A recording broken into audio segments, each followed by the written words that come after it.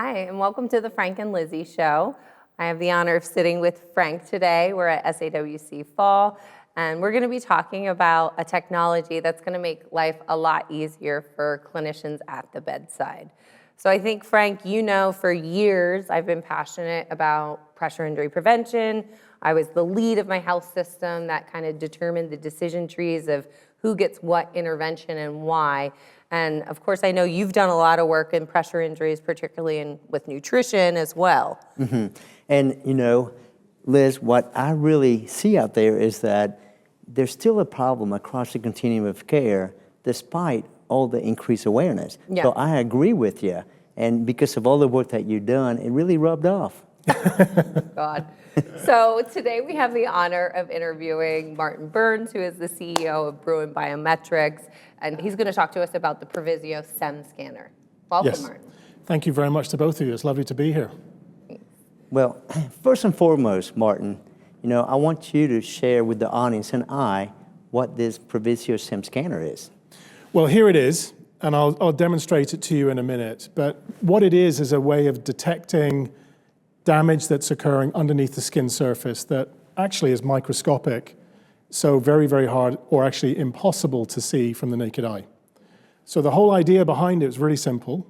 Damage is occurring underneath the skin surface before you can see it. We know that. It's never been measurable. It is with this. And when you measure it, you've got a condition that then needs to be treated. And when you treat it, guess what happens?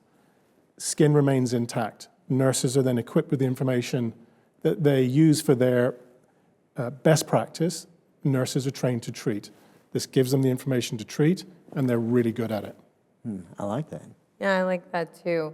And what I really like about it is that it's really objective. And I think having anything that helps our clinicians at the bedside determine what's black and white. So we would never treat a blood pressure without knowing what the blood pressure is, but we do this in pressure injury prevention all the time, where we're choosing interventions and kind of dictating to the patient what's part of their treatment plan without having an objective, measurable something to work on. So this is really giving you that data that you can work on.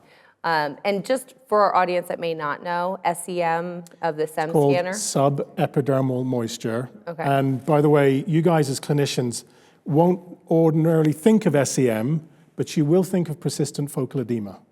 So persistent focal edema is the long-standing clinical term that's been in ICD-10 for decades. And it was renamed subepidermal moisture by Barbara Bates-Jensen at UCLA. And we took it and ran with it because it had some slight differences, but basically it's persistent focal edema. Well, Frank has a lot of experience with edema. Yes, right, you do. and I can tell you that everywhere you look, edema will decrease the oxygenation to the skin and the tissue. Yep. So if you're able to detect it before the eye sees it, this is phenomenal. And what I love about this, it's black and white. Mm-hmm. There's no trying to guess what it is. And so for clinicians, this is wonderful because now you can allocate resources or conserve resources to where you need them to go to, especially nowadays with all the constraints that we have. So Frank, there's two parts of what you just said there that are incredibly relevant. The first thing is that persistent focal edema, SEM, is now been shown to be both pathophysiological and etiological to the later onset of broken skin ulcers. So etiological to skin ulcers, pressure ulcers, and then also part of the damage cascade that leads to the ultimate broken skin ulcer. That's now established and it's in the literature, so that's very important. It's not just a risk factor anymore. Mm-hmm. The second thing about it is that, and you mentioned this black or white, and you're both sort of wearing black and white here almost. Shoot! We didn't even plan that, you know? Yeah, right. Yeah. So it is very black or white. And so for clinicians, what's happening is at the bedside, as opposed to just leaning on habits and rituals, risk assessment, some clinical intuition, what they've now got with this instead is the ability to say, you know what, my patient George over there, his left heel is compromised. It doesn't look red, but the SEM scanner is saying there's a problem. I'm going to go focus on George's left heel. What it then also is saying to you is, and therefore I don't have to worry about his right heel or his sacrum or any other part of the body, which means when you look at time motion studies, instead of treating everybody the same way based on a risk assessment, which is universal or total body, what you instead do is get really focused. And when you get really focused, you save time. Guess how much time? It's about 7 hours per ward per day of nursing time, not spent on that habitual and ritualistic care, but rather directed untreatable condition. And I do want to interject here real quick, since we were in black and white. You know, when I did a lot of research on pressure injuries, one of the things that I noticed is that skin color makes it hard, because what we do is we use for visual assessment, and there's an article out there that said maybe 60% accurate. And so tell us, is there black or white? Does the skin color play any effect on your device? So all of your audience will know the issue of dark skin tone assessments, and they probably will also know some of the mortality rates, that dark skin tone patients die at a rate 4 times more than any other cohort. So as an example of patient inequality, this is it. And given the fact that pressure injuries are the #1 reported patient safety event in most settings across the United States, you're talking about the #1 leading cause of health inequality across the United States. Now, with technology like the SEM scanner, skin color becomes something you no longer have to worry about, because that works on all skin tones. So now skin color is not the barrier for your ability as a clinician to be able to say, I need to go treat that patient's heel or not treat that patient's heel. It melts away. It's so important that when I go to Congress, this is the topic that they bring up over and over and over and over again. That's phenomenal. So thank you for sharing that. So I know that this device has been out for some time. Yep. And so certainly there's data around it, I'm assuming, right? So do you have kind of a high-level overview of what your summary of data is that clinicians should know about to bring this into their institution? Yeah, for sure. So in the data world, I think probably there's a couple of summary things I could say to you. So first of all, we've got so much data now. There's about 150 publications, peer-reviewed articles, oral presentations from all over the world, both by us as Bruin Biometrics, but also independent researchers. In fact, I was doing the mathematics of it recently. If we were to put out a metric of how many publications we had produced in the last 3 years, we've got 1 publication every 45 days, which puts us as the #1 research institution globally on the topic of PI prevention and subepidermal moisture. So there's a lot. Yeah. But without overwhelming you with all of it, let me just break it out into 3 distinct chunks. Chunk #1 is the detection of SEM. So all the etiology, the pathophysiology we touched on before. Category #2 is the treatment of SEM. Okay, you've got a reading. What do you do with it? Well, all the different treatment. But neither of those 2 things really matter as much as the third category, which is that once you've detected and treated it, what are the prevention outcomes you're actually getting? So there's all of the prevention data that shows clinical prevention, keeping skin intact is how we talk about it, and then all the health economic consequences, the great impacts on nursing time, nurse stress, and then the patient outcomes as well. There's lots of it. Yeah, we'll have to dive into that one day, and hopefully we'll see it come forth in the 2025 guidelines too. I would hope and expect that to be the case. Yeah. We already have clinical recommendations. Yes. And for anybody who wants to get the data, we have one document which summarizes all of it called the Clinical Evidence Summary. If you email us, we will send it out to you. Okay, sounds good. I want that. So let's look at the device. How easy is it to use? Okay, so it's handheld, it's wireless, meaning it doesn't have a wire attached to it, and it also ports the data wirelessly to the Wi-Fi point, so it connects to the electronic medical record. It uses a sensor, which is this thing here, and it attaches onto the device here, and I'll show you that in a second. As a nurse practitioner at the bedside, you have the choice to be able to scan your nurse barcode and the patient barcode, so you can match the data together with the diagnosis you're providing.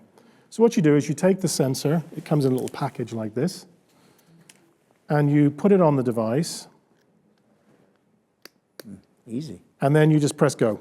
And what it's doing is do you know the kitchen scale when you're kind of reducing it to 0, it's called tearing the device. And it's basically tearing out parasitic capacitance out of the unit, all the noise. And you can either barcode scan the patient and the nurse, Or if you don't have that, some nursing homes don't use that. So you just do the bottom one, and up come the anatomies that you can actually scan. And we've put in there sacrum, left heel, right heel. So let me just quickly demonstrate it to you. I've just touched the left heel. There are two circles. The big circle is the, well, you'll see, I might as well just demonstrate it as opposed to show it. Let me just do my fingertip. Okay. So what's going on is that lower circle there has the absolute value, 2.4. That's a measurement of moisture at my skin, underneath the area of the sensor. I'm going to do it again, 2.5 that says. I'm going to do it again, 2.5, so it's basically very consistent in the reading. And you see the way it's got a green circle? Well, that green circle would say you've got equal distribution of moisture at my skin, the fingertip. But if I'm scanning the heel and you get a green circle like that, what does it say? Well, the distribution of moisture is normal. Move on, go to the next patient. I'm going to trigger an abnormal value for you because then you can see what happens when you actually have an abnormal reading. Now, my fingertip won't do it. Is he going to spit on the finger? I don't know. I'll do what all bankers do when you demonstrate this to them, and I'll do it on my forehead. Oh, no, that didn't do it either. Here, we do it here. There we go. So on my chest. So you see the way it's got 1.9 Yeah. there, and the orange circle. Well, now I know. I've got a distribution of moisture that's above a threshold. It's abnormal. And therefore, what do? Well, now you go back and you look at the patient, and I now know that that right heel is problematic. Go treat the right heel. Now look, you guys have got clinical backgrounds. You know this way better than I do. If you've got localized edema that you know is both pathophysiological and etiological to later skin damage, in other words, this precedes and predicts later skin death, what are you going to do? Well, you're going to alleviate pressure. You're going to mobilize the heel. You may put a heel boot on. You may put a dressing on. You're going to pay very close attention to it. You'll rescan every 8 hours. You'll go back and you'll look at it. And when you do that, the reduction in the incidence of broken skin ulcers is around 92% on average, and in most settings is 100%. Wow.